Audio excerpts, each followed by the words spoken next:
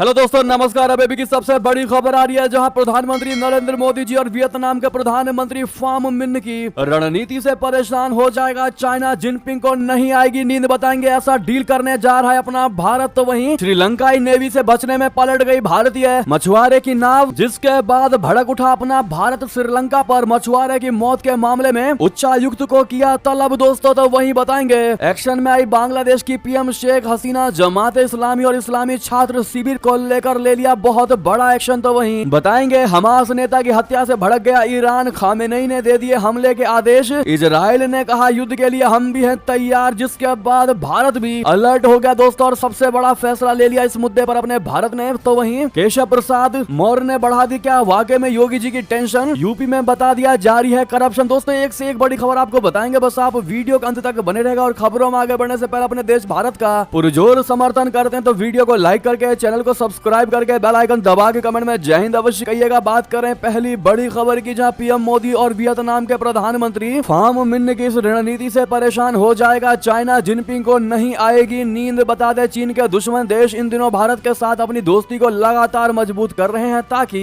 जरूरत पड़ने पर वो बीजिंग को मुंह तोड़ जवाब दे सके। ऐसे में चीन परेशान होने लगा है। हाल ही में जापान में हुए क्वाड सम्मेलन के दौरान भारत, अमेरिका, जापान और ऑस्ट्रेलिया ने दक्षिण चीन सागर से लेकर हिंद प्रशांत क्षेत्र में चीन की दादागिरी खत्म करने के लिए सुरक्षा और सैन्य सहयोग को मजबूत करने पर प्रतिबद्धता जताई। तो भी चीन परेशान हो गया। उसने जापान पर भारत, अमेरिका के साथ मिलकर बीजिंग के खिलाफ काम करने का आरोप लगा दिया। अब वियतनाम के प्रधानमंत्री फाम मिन की पीएम नरेंद्र मोदी के साथ आज हुई मुलाकात ने चीन की चिंता को कई गुना बढ़ा दिया होगा। जी हाँ दोस्तों, वजह साफ है कि चीन और वियतनाम में भारी दुश्मनी है। दोनों देशों के बीच विवाद की सबसे बड़ी वजह दक्षिण चीन सागर है। वियतनाम को चीनी चुनौतियों से निपटने के लिए भारत पहले भी युद्ध पोर्ट गिफ्ट कर चुका है। अब भारत ने वियतनाम को मजबूत करने के लिए जो रणनीति बनाई है वो शी जिनपिंग की आंखों की नींदें उड़ा देगी। पीएम मोदी ने आज अपने वियतनामी समकक्ष फाम मिन चिन के साथ व्यापक वार्ता की, जो दोनों देशों के बीच व्यापक रणनीतिक साझेदारी को और अधिक विस्तार करने पर केंद्रित थी। चीन मंगलवार रात 3 दिवसीय यात्रा पर दिल्ली पहुंचे हैं, जिसका उद्देश्य दोनों देशों के बीच व्यापक रणनीतिक संबंधों को और अधिक बढ़ाना। ऐसे में अपना भारत भी दोस्तों किसी से कम नहीं। अगर चाइना अपने आप को ज्यादा स्मार्ट समझता है तो अपना भारत भी उसकी स्मार्टी निकालने के लिए अपने तरीके से काम करता रहता है। तो वहीं अगली बड़ी खबर बता दें, श्रीलंका पर भड़क उठा अपना भारत, मछुआरे की मौत के मामले में उच्चायुक्त को कर दिया तलब। जी हां, श्रीलंकाई नेवी से बचने में पलटी नाव, भारत के एक मछुआरे की हो गई ऑन द स्पॉट मौत। 2 मछुआरों को श्रीलंका ने ले लिया हिरासत में। बता दें भारत और श्रीलंका मछुआरों के मुद्दे पर एक बार फिर आमने सामने है। दरअसल गुरुवार को श्रीलंकाई नौसैनिक जहाज और भारतीय मछली पकड़ने वाली नाव के बीच टक्कर हुई। इस घटना में एक भारतीय मछुआरे की मौत हो गई और अब 2 मछुआरों को हिरासत में लिया गया है। अब भारत ने इस घटना को लेकर श्रीलंका के कार्यवाहक उच्चायुक्त को विदेश मंत्रालय में तलब किया। मछुआरे की मौत को लेकर भारत ने श्रीलंका के सामने कड़ा विरोध दर्ज कराया है। आपको बता दें दोस्तों, भारतीय मछुआरे की नाव और श्रीलंकाई नौसैनिक जहाज के बीच टक्कर कच्चा थीवू द्वीप के उत्तर 5 समुद्री मील की दूरी पर हुई थी। जहाज पर 4 भारतीय सवार थे मछुआरे, जिनमें से एक की मौत हो गई और एक अब तक लापता है। 2 मछुआरों को बचा लिया गया और उन्हें कांके संथुराई तट पर लाया गया है। लापता मछुआरे की तलाश भी की जा रही है। जाफना में भारतीय वाणिज्य दूतावास के अधिकारियों को मछुआरों और उनके परिवारों को हर संभव सहायता देने का निर्देश दिया गया है। ऐसे में भारतीय विदेश मंत्रालय की ओर से जारी बयान के मुताबिक मछुआरों से संबंधित मुद्दों पर सरकार ने हमेशा ही मानवीय और मानवतावादी तरीके से निपटने की आवश्यकता पर जोर दिया है। विदेश मंत्रालय ने कहा कि दोनों सरकारों के बीच मौजूदा समझ का सख्ती से पालन होना चाहिए और यह सुनिश्चित किया जाना चाहिए कि बल प्रयोग का सहारा न लिया जाए। इस चीज के लिए मछुआरों की मौत के मामले में उच्चायुक्त को तलब किया है अपने भारत ने दोस्तों। और वाकई में श्रीलंका पर बहुत ही विषम तरीके से भड़क उठाया अपना भारत, और हो भी क्यों ना लगातार मछुआरों को लेकर श्रीलंका की ओर से भारतीय मछुआरों पर प्रताड़ना की खबरें आती रहती है। वैसे में भारत का श्रीलंका को जवाब देना तो बनता ही था। बहरहाल इस पर आपकी जो भी राय है अवश्य बताइएगा। अगर भारत के एक्शन से खुश हैं तो आप लोग वीडियो को लाइक जरूर करिएगा। जिन्होंने अभी तक लाइक नहीं किया तो वही बताते हैं। एक्शन में आई बांग्लादेश की पीएम शेख हसीना, जमात इस्लामी और इस्लामी छात्र शिविर पर लगा दिया बैन। जी हां, बांग्लादेश में लंबे समय से चल रहे देशव्यापी अशांति के बाद जन सुरक्षा के लिए उत्पन्न खतरे का हवाला देते हुए प्रधानमंत्री शेख हसीना एक्शन में आ गई है। प्रधानमंत्री ने आतंकवाद रोधी कानून के तहत जमात इस्लामी और उसकी छात्र शाखा इस्लामी छात्र शिविर पर बृहस्पतिवार को प्रतिबंध लगा दिया है। इससे कई मुस्लिम संगठनों में दहशत फैल गई है। ऐसा माना जा रहा है कि अभी कई और संगठनों पर इस तरह की आतंकवाद रोधी कार्रवाइयां हो सकती हैं। बांग्लादेश में हिंसा को भड़काने में इन दोनों संगठनों की सबसे ज्यादा संलिप्तता पाई गई है। कुछ अन्य संगठनों के बारे में भी पता चला है। सुरक्षा एजेंसियां उनके बारे में भी इनपुट जुटा रही है। बांग्लादेश के गृह मंत्रालय के सार्वजनिक सुरक्षा प्रभाग द्वारा जारी एक अधिसूचना में इस्लामिक पार्टी पर प्रतिबंध लगाने की घोषणा की गई है। ये पार्टी पूर्व प्रधानमंत्री खालिदा जिया की बांग्लादेश नेशनलिस्ट पार्टी की प्रमुख सहयोगी है। बांग्लादेश सरकार ने सरकारी नौकरियों में आरक्षण को लेकर देश भर में हुए छात्रों के हिंसक विरोध प्रदर्शन के बाद मंगलवार को जमात इस्लामी पर प्रतिबंध लगाने का फैसला किया है। सरकार ने आरोप लगाया कि जमात इस्लामी उस आंदोलन का फायदा उठा रही है जिसमें कम से कम 150 लोग मारे गए हैं। दोस्तों आपको बता दें, हमास नेता की हत्या से भड़का ईरान, खामेनेई ने दिया हमले के आदेश, इजराइल बोला युद्ध के लिए तैयार। जी हां, हमास चीफ हानिया का ताबूत देख रो पड़े ईरान के सुप्रीम लीडर खामेनेई, इजराइल पर दिया है सीधे हमले का आदेश। बता दें, ईरान की राजधानी तेहरान में गुरुवार सुबह हमास के राजनीतिक प्रमुख इस्माइल हानिया के जनाजे की प्रार्थना पढ़ी गई। इस कार्यक्रम का नेतृत्व ईरान के सर्वोच्च नेता अयातुल्ला अली खामेनेई ने किया। खामेनेई ने ही हानिया के जनाजे के लिए होने वाली आखिरी प्रार्थना पढ़ी। ब्रिटिश मीडिया आउटलेट द सन की रिपोर्ट के अनुसार इस दौरान हानिया का ताबूत सामने देखकर खामेनेई रोने लगे। इस्माइल हानिया को बुधवार सुबह तड़के हवाई हमले में मार दिया गया था जब वे ईरान की राजधानी तेहरान के उत्तर में एक सुरक्षित सैन्य परिसर में सो रहे थे। हानिया ईरान के मेहमान के थे जो वहां राष्ट्रपति मसूद पेजेशकियान के शपथ ग्रहण में शामिल होने गए थे। जी हां, मंगलवार को समारोह में शामिल होने के बाद हानिया तेहरान में रुक गए थे और उसी रात इजराइल ने उन्हें निशाने पर ले लिया। सर्वोच्च नेता खामेनेई ने हानिया को शहीद बताते हुए हत्या का बदला लेने का कसम खाया दोस्तों, और कह दिया है कि हानिया के शहीद होने पर इसके हत्या का बदला लेना ईरान का फर्ज बन गया है। किसी भी कीमत पर अब इस हत्या का बदला लिया जाएगा। उन्होंने कहा कि अपराधी और आतंकवादी जायोनी शासन के लिए अपने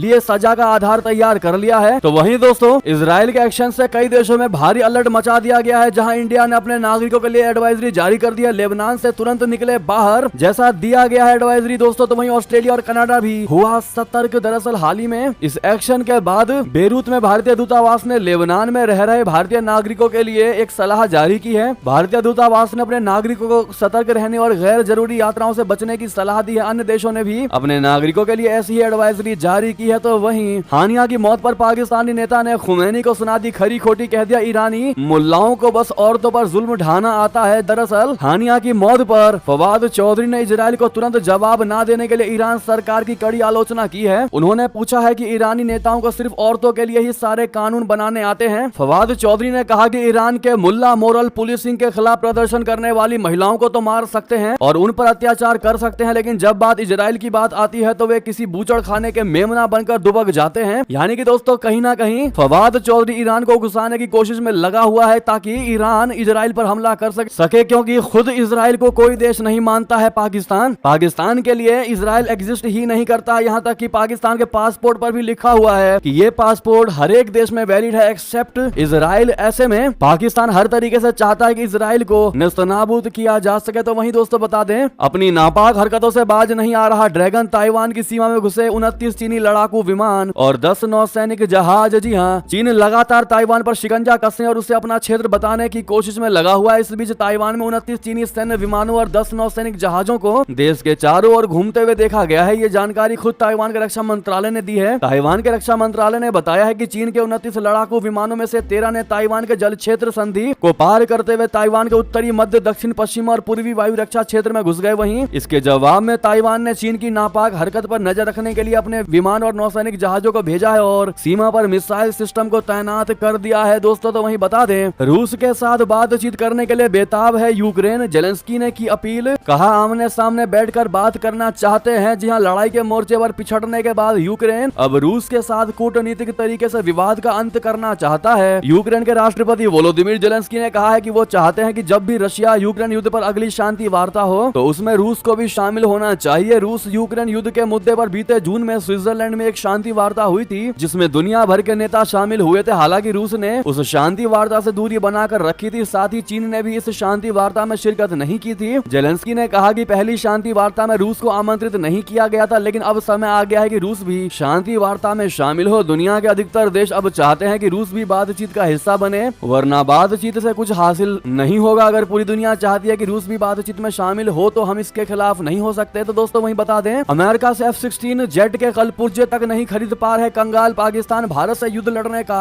देखता है सपना। जी हाँ, भारत के खिलाफ युद्ध का सपना देख रहे कंगाल पाकिस्तान की हालत इतनी ज्यादा खराब हो गई है कि वो अपने अमेरिकी फाइटर जेट F-16 की मरम्मत तक नहीं कर पा रहा है। पाकिस्तानी वायुसेना के ये F-16 फाइटर जेट वित्तीय संकट की वजह से उड़ना बंद कर सकते हैं। दरअसल पाकिस्तान गंभीर आर्थिक संकट से जूझ रहा है और उसे अपने F-16 फाइटर को मेंटेन करने में भी दिक्कतें आ रही हैं। उससे इस पाकिस्तानी पाकिस्तानी वायुसेना की देश की रक्षा करने की क्षमता पर बहुत बुरा असर पड़ा है। पाकिस्तान के लिए ये बहुत बुरी खबर ऐसे समय पर सामने आई है जब वो गंभीर विदेशी और आंतरिक खतरे का सामना कर रहा है। यही नहीं, पाकिस्तान चीन के साथ मिलकर भारतीय कश्मीर पर कब्जे के सपने देखता रहता है। पाकिस्तान की the Mirage rebuild factory F-16 fighter jet के मेंटेनेंस का काम देखती है। इस संस्थान ने गंभीर वित्तीय संकट को लेकर बड़ी चेतावनी दी है। उसने कहा है कि $6,82,000 अमेरिका के विदेश सैन्य खरीद के तहत देना है। पाकिस्तान अगर ये पैसा नहीं देता है तो F-16 फाइटर जेट की मरम्मत नहीं हो पाएगी और कल पुर्जे तक नहीं मिल पाएंगे। यानी कि खुद की चप्पल घिसी हुई है और भारत को जूता पहनाने की बात करता है पाकिस्तान। बहरहाल दोस्तों, इस पर आपकी क्या निजी राय होगी अवश्य बताइएगा। तो वहीं बता दें, अनुराग ठाकुर ने उठाए राहुल गांधी की जाति पर सवाल, तो उधर डोनाल्ड ट्रंप ने भी कमला हैरिस की नस्ल पर जता दिया संदेह। बता दें, भारत में राहुल गांधी और अनुराग ठाकुर के बीच जाति को लेकर चल रहे विवाद के बीच अमेरिका में नस्ल को लेकर विवाद शुरू हो गया है। अनुराग ठाकुर द्वारा संसद में राहुल गांधी के जाति पर उठाए गए सवाल के बाद अब अमेरिका में राष्ट्रपति पद के उम्मीदवारों डोनाल्ड ट्रंप और कमला हैरिस के बीच नस्ल के सवाल पर बवाल छिड़ गया है। डोनाल्ड ट्रंप ने बुधवार को कमला हैरिस की नस्लीय पहचान पर सवाल उठाते हुए कहा कि वो राजनीतिक लाभ के लिए नस्ल का इस्तेमाल कर सकती हैं। उनकी टिप्पणियों ने 2024 के राष्ट्रपति पद की दौड़ में महत्वपूर्ण प्रतिक्रियाएं दी हैं। ट्रंप ने शिकागो में national association of black journalist के सम्मेलन में एक साक्षात्कार के दौरान कहा कि वो हमेशा से भारतीय मूल की थी और वो केवल भारतीय विरासत को बढ़ावा दे रही थी। मुझे तब तक पता नहीं था कि वो अश्वेत है, जब तक कई साल पहले वो अश्वेत नहीं बन गई। जी हाँ, ट्रंप ने हैरिस की नस्लीय पहचान पर सवाल उठाते हुए अपनी टिप्पणी जारी रखी। उन्होंने हैरिस के बारे में कहा, और वो अश्वेत के रूप में जानी जाना चाहती है, इसीलिए मुझे नहीं पता कि वो भारतीय है या अश्वेत। तो वहीं दोस्तों बता दें, LAC पर हालात को लेकर भारत और चीन की सार्थक वार्ता शांति बहाली को लेकर बन गई सहमति। जी हाँ, दिल्ली में भारत चीन सीमा मामलों पर हुई द्विपक्षीय वार्ता के दौरान दोनों देश LAC पर शांति बहाली को लेकर सहमत हुए हैं। WMCC की बैठक के दौरान दोनों पक्ष वास्तविक नियंत्रण रेखा पर स्थिति को लेकर लंबित मुद्दों पर शीघ्र समाधान के दिशा में आगे बढ़ने को लेकर चर्चा हुई। LAC पर चीन के साथ चर्चा के दौरान भारतीय प्रतिनिधि मंडल का नेतृत्व विदेश मंत्रालय के संयुक्त सचिव गौरंगा लाल दास ने किया, जबकि चीन का पक्ष रखने के लिए भारत आए प्रतिनिधि मंडल का नेतृत्व चीनी विदेश मंत्रालय के सीमा और महासागरीय विभाग के महानिदेशक होंग लियांग ने किया। तो वहीं बता दें, श्री कृष्ण जन्मभूमि केस को लेकर बड़ी खबर, हाईकोर्ट ने खारिज कर दी मुस्लिम पक्ष की याचिका, कहा हिंदू पक्ष की एक साथ सुनेगा 18 याचिका। जी हां, मथुरा के चर्चित श्री कृष्ण जन्मभूमि और शाही ईदगाह मामले में बड़ा अपडेट सामने आया है। इलाहाबाद हाईकोर्ट ने श्री कृष्ण जन्मभूमि शाही ईदगाह विवाद मामले में मुस्लिम पक्ष की याचिका को खारिज कर दिया है। मुस्लिम पक्ष की याचिका खारिज करने का यह बड़ा फैसला इलाहाबाद हाईकोर्ट ने गुरुवार 1 अगस्त को सुनाया। खबर के मुताबिक इस मामले में हिंदू पक्ष की ओर से 18 याचिकाएं दायर की गई थी, जिसमें शाही ईदगाह मस्जिद की जमीन को हिंदुओं की बताया गया था। इसके साथ ही हिंदू पक्ष ने वहां पूजा का अधिकार दिए जाने की मांग की थी, जिसके बाद मुस्लिम पक्ष की तरफ से हिंदू पक्ष की याचिकाओं को खारिज करने की मांग की गई थी। मुस्लिम पक्ष ने प्लेसेस ऑफ वर्शिप एक्ट,